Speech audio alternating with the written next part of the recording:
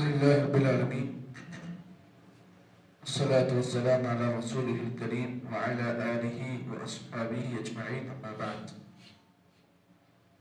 أعوذ بالله من الشيطان الرجيم بسم الله الرحمن الرحيم وأما الذين ابيضت وجوههم فبرحمة الله هم فيها خالدون تلك آيات الله نتلوها عليك بالحق وما الله يريد ظلما للعالمين ولله ما في السماوات وما في الأرض وإلى الله ترجع الأمور. محترم بھائیوں اور بزرگوں، سورہ آل عمران کی 3 آیتیں آپ حضرات کے سامنے پیش کی گئی. آیت نمبر 106 اور 7 اور آیت نمبر 108. ان تینوں آیتوں میں اللہ رب العالمین نے یہ بات بیان کی کہ وَأَمَّا الَّذِينَ ابْيَضَّتْ وُجُوهُهُمْ فَبِرَحْمَةِ اللَّهِ. جیسا کہ گزشتہ درس میں آپ کے سامنے یہ بات بیان کی گئی تھی کہ جو لوگ اہل سنہ و جماعت کے طریقے پر ہوں گے، بدعتوں سے جو لوگ محفوظ رہیں گے، سنت کے مطابق عمل کریں گے اور اللہ کے نبی صلی اللہ علیہ وسلم کی سنت کے طریقے پر زندگی گزاریں گے، اللہ تعالیٰ ان کے چہروں کو قیامت کے دن روشن کریں گے. اور جو لوگ دین میں بدعت کے کام کریں گے، نئے نئے کام دین میں ایجاد کریں گے، اللہ رب العالمین ان کے چہروں کو اللہ تعالیٰ سیاہ کر دیں گے. اور اس کے بعد اللہ رب العالمین نے اسی آیت میں یہ بات بیان کی کہ جن کے چہرے کالے ہو جائیں گے، فرشتے ان لوگوں کو یہ کہیں گے کہ تمہیں جو عذاب دیا گیا ہے اس وجہ سے دیا گیا کہ تم نے ایمان لانے کے بعد ایمان کا انکار کیا. اب تمہیں جو عذاب دیا جا رہا ہے اس عذاب کو چکھو. آگے کی آیت میں جو اللہ رب العالمین نے بات بیان کی، کہا اب رہا جو لوگ بدعت اختیار کریں گے، بدعتی کے کام کے کریں گے، ان کا انجام ان آیتوں میں یہ بیان کیا گیا ہے. آگے کی آیت میں اللہ رب العالمین نے جو لوگ جن کے چہرے روشن ہوں گے، چمکدار جن کے چہرے ہوں گے، جو اہل سنہ والجماعت کے طریقے پر ہوں گے، اللہ رب العالمین نے ان کے مقام کو بیان کرتے فرمایا وَأَمَّا الَّذِينَ ابْيَضَّتْ وُجُوهُهُمْ فَبِرَحْمَةِ اللَّهِ. جن کے چہرے روشن ہوں گے، چمکدار ہوں گے، اللہ رب العالمین نے فرمایا فَفِي رَحْمَةِ اللَّهِ. یہ تمام لوگ اللہ کی رحمت میں ہوں گے. آیت میں اللہ کی رحمت سے مراد کیا ہے اس کو جان لیں. اس آیت میں اللہ نے کہا فَفِي رَحْمَةِ اللَّهِ، اللہ کی رحمت سے مراد جنت. پتہ چلا جو لوگ جن کی زندگی اللہ کے نبی کے طریقے پر گزرے، جو اہل السنہ والجماعت کے طریقے پر ہوں، جو لوگ بدعت کے کاموں سے رک جائیں، اللہ نے ان کے مقام کو بیان کرتے فرمایا فَفِي رَحْمَةِ اللَّهِ. اللہ تعالیٰ اس تمام لوگوں کو اپنی جنت میں داخلہ دیں گے. ہم فیہا خالدون. اللہ نے کہا یہ تمام لوگ جنت میں انلیمیٹڈ ہوں گے، یعنی ان کی جنت میں رہنے کی لمٹ کوئی خاص نہیں ہوگی. یہ لوگ جنت میں ہمیشہ ہمیشہ رہیں گے. پتہ یہ چلا زندگی میں کبھی بھی کوئی بدعت کا کام کرنے کے لیے کہا جائے ہرگز نہ کریں. کیوں؟ اس لیے کہ بدعت کا کام کرنے کا انجام بہت برا ہے. جہاں پر یہ آیتیں ان کے انجام کو بیان کر رہی ہیں، وہیں پر اللہ کے نبی کے ایک حدیث کو بھی آپ سن لیں.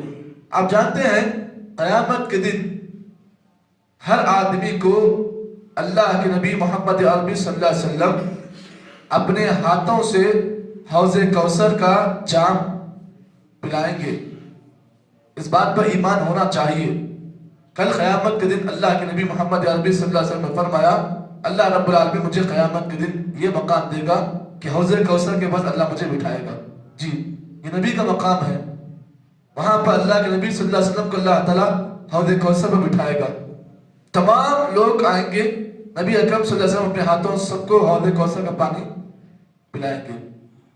اللہ نے بھی فرمایا کہ میرے پاس میری امت کے لوگ آئیں گے، میں انہیں حوض کوثر پلانے کے لیے آگے بڑھوں گا، تو فرشتے اللہ کے نبی صلی اللہ علیہ وسلم کا ہاتھ پکڑ لیں گے۔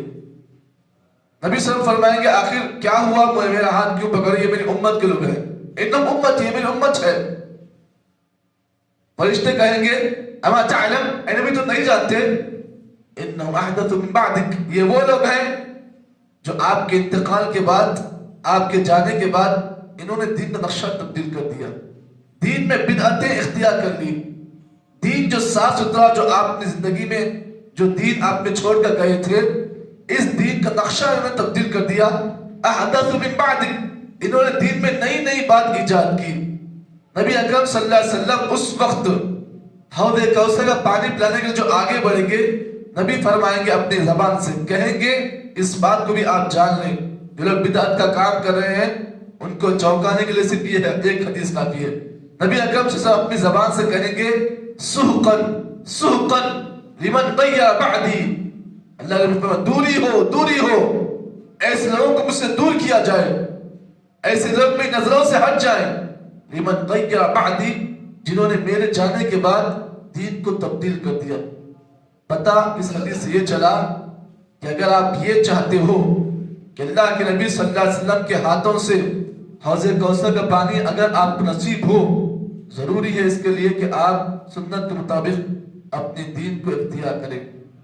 یہ بات یاد رکھیں، حوض کوثر کا پانی کوئی معمولی پانی نہیں، ہم جو پانی پی رہے ہیں دنیا میں، اس پانی سے کئی اعلیٰ درجے کا پانی ہے۔ وہ نبی اکرم صلی اللہ علیہ وسلم فرمایا اللہ تعالیٰ قیامت کے دن مجھے جو حوض کوثر عطا کرے گا، اس کی اہمیت، اس کا مقام اللہ کے نبی نے صحیح مسلم کی روایت میں آپ نے فرمایا، کہا کہ جو کوئی آدمی حوض کوثر کا پانی ایک بار پی لے، ایک بار، لم یظمأ احدا ابدا، اس آدمی کو کوئی پیاس نہیں لگے گی، کبھی بھی پیاس نہیں لگے گی، ایک مرتبہ کوئی آدمی پی لیا۔ پتہ یہ چلا حوض کوثر کا پانی اتنا لذیذ، اتنا میٹھا کہ کوئی آدمی اگر ایک مرتبہ حوض کوثر کا پانی اگر نبی کے ہاتھوں پی لے، پھر اللہ کے نبی نے فرمایا لم یظمأ احدا ابدا، زندگی میں اسے کبھی پیاس نہیں لگے گی۔ تو معلوم یہ ہوا کہ جہاں پر بدعتوں کا نقصان کرنے کا بہت سارے احادیث میں بدعت کے کام کرنے کا نقصان جہاں بیان کیا گیا ہے، ان میں سب سے بڑا اور سب سے اعلیٰ نقصان یہ ہے کہ ایسا شخص اللہ کے نبی صلی اللہ علیہ وسلم کے ہاتھوں حوض کوثر کے پانی سے وہ آدمی محروم ہو جائے۔ اسی لیے سلف نے یہ بھی لکھا ہے کہ اگر بدعتی کسی راستے سے آ رہا ہے، تو جان رہے ہو کہ بدعتی کس راستے سے آ رہا ہے، تو اس راستے سے بھی ہٹ جاؤ، کیوں؟ اس لیے کہ بدعت کا نقصان بڑا خطرناک ہوتا ہے۔ بدعت کرنے والا بدعتی جو ہوتا ہے، اس کا نقصان یہ ہوتا ہے کہ وہ کہیں پر اگر کہیں سے آ رہا ہے، اس راستے سے بھی ہٹنے کا حکم دیا گیا۔ کیوں؟ اس لیے کہ اگر اس کی چھاؤں پڑ جائے تو آدمی کے اندر اس کا دین خراب ہو سکتا ہے۔ اسی لیے ہمارے اسلاف نے بدعتی کرنے والے آدمی کے پیچھے اور اس کے ساتھ جانے سے بھی پرہیز کیا ہے۔ آگے اللہ رب العالمین نے آیت نمبر 107 میں اللہ نے فرمایا تلک آیات اللہ نتلوها علیک بالحق، اے نبی صلی اللہ علیہ وسلم جو کچھ آیتیں ہم نے آپ کے اوپر نازل کی ہیں اور آپ کے اوپر جو ہم نے وحی نازل کی ہے، علیک بالحق، ان میں سے ہر بات حق کی ہے، اس میں سے کوئی بات جھوٹی نہیں ہے، سچی باتیں ہیں۔ یہ جتنی باتیں اس سے پہلے گزری ہیں، اس صفحے کے اندر جتنی آیتیں گزری ہیں، اللہ نے فرمایا تلک آیات اللہ نتلوها علیک بالحق، اے نبی ہم نے آپ پر وحی نازل کی اور وحی میں جو آیتیں نازل کی ہیں وہ حق والی ہے، سچی ہے، حق پر مبنی ہے۔ وَمَا اللَّهُ يُرِيدُ ظُلْمًا لِلْعَالَمِينَ، اور اللہ تعالی لوگوں پر ظلم کرنا پسند نہیں کرتا ہے۔ یہ لوگ ہیں جو اپنے آپ پر ظلم کر لیتے ہیں۔ لیکن اللہ رب العالمین کی ذات بڑی غفور ہے، بڑی رحیم ہے، وہ اللہ بڑا رحیم ہے اور بڑا کریم ہے۔ اس اللہ نے یہ بات بیان کی کہ ہم اپنے کسی بندے پر ظلم کرنا پسند نہیں کرتے ہیں، لیکن بندے خود ایسے ایسے اعمال کر لیتے ہیں جس کے کرنے کی وجہ سے وہ خود اپنے آپ پر ظلم کر لیتے ہیں۔ پتہ یہ چلا اس آیت میں ظلم سے مراد کیا ہے؟ ظلم سے مراد کیا ہے؟ اس آیت میں ظلم سے مراد سب سے بڑا ترجمہ جو بیان کیا ہے وہ ہے بدعت۔ اگر کوئی آدمی بدعت کے کام کرتا ہے تو وہ دین کا نقصان نہیں کرتا ہے، وہ خود اپنے آپ کو نقصان کر رہا ہے۔ کیوں؟ اس لیے کہ جہاں پر وہ آدمی اپنے دین کا نقصان کر رہا ہے وہیں پر اپنے آخرت کا بھی نقصان وہ آدمی کر رہا ہے۔ آگے اللہ نے فرمایا وَلِلَّهِ مَا فِي السَّمَاوَاتِ وَمَا فِي الْأَرْضِ۔ اللہ نے آیت نمبر 109 میں فرمایا لوگوں اس بات کو جان لو، اللہ کی ذات وہ ہے وَلِلَّهِ مَا فِي السَّمَاوَاتِ وَالْأَرْضِ، آسمان میں جتنی چیزیں ہیں، زمین میں جتنی چیزیں ہیں، آسمان اور زمین ان کے درمیان جتنی چیزیں ہیں، سب اللہ تعالیٰ کی ہی عبادت کرتے ہیں۔ ان تمام چیزوں کو پیدا کرنے والا صرف اللہ تعالیٰ ہے، چاہے وہ آسمانی مخلوق ہو، چاہے وہ زمینی مخلوق ہو، چاہے آسمان اور زمین کے درمیان جتنی چیزیں ہیں سب اللہ رب العالمین کی ہیں۔ وَإِلَى اللَّهِ تُرْجَعُ الْأُمُورُ، اور زمین پر جتنی چیزیں ہیں، آسمان میں جتنی چیزیں ہیں، سب کو لوٹ کر صرف اللہ ہی کے پاس جانا ہے۔ پتہ یہ چلا کہ آسمان اور زمین میں جتنی چیزیں ہیں سب اللہ رب العالمین کی ہیں، اور یہ تمام چیزیں قیامت کے دن اللہ کی طرف لوٹائے جائیں گی۔ آگے اللہ رب العالمین نے آیت نمبر 110 میں فرمایا کنتم خیر امۃ اخرجت للناس تأمرون بالمعروف وتنہون عن المنکر وتؤمنون باللہ۔ اللہ نے فرمایا، دیکھو اس آیت میں اللہ تعالیٰ نے امت محمدیہ کا مقام بیان کیا۔ ہم جس امت سے تعلق رکھتے ہیں اس امت کا نام امت محمدیہ ہے۔ اللہ نے فرمایا کنتم خیر امہ، لوگو اے امت محمدیہ لو جان لو تم سب سے بہترین امت ہو، تم سب سے بہترین جماعت ہو۔ اخرجت للناس، تمہیں اللہ نے لوگوں کے لیے پیدا کیا ہے، تم اپنے آپ کے لیے پیدا نہیں کیے گئے ہو بلکہ تمہیں اللہ نے لوگوں کے لیے پیدا کیا ہے۔ تمہارا کام کیا ہے؟ دنیا میں آنے کے بعد تم کھانا پینا نہیں، عیاشی نہیں کرنا۔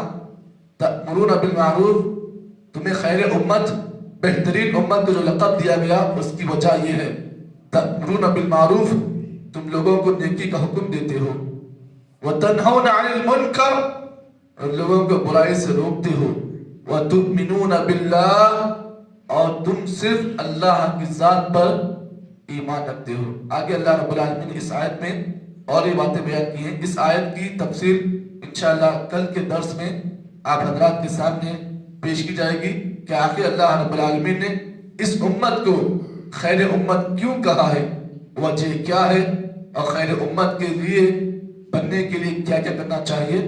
آگے کی آیتوں میں اللہ رب العالمین نے اس کی وضاحت کی ہے۔ اللہ سے دعا کرتے ہیں کہ اللہ تعالیٰ مجھے اور آپ کو جتنی باتیں ان آیتوں میں پیش کی گئی ہیں، اللہ تعالیٰ ہم تمام کو ان تمام چیزوں پر عمل کرنے کی توفیق عطا فرمائے۔ سبحان اللہ وبحمدہ، سبحانک اللہم وبحمدک، اشہد ان لا الہ الا انت، استغفرک واتوب الیک۔ بدعت کی تعریف کیا ہے اور بدعت کی تکمیل؟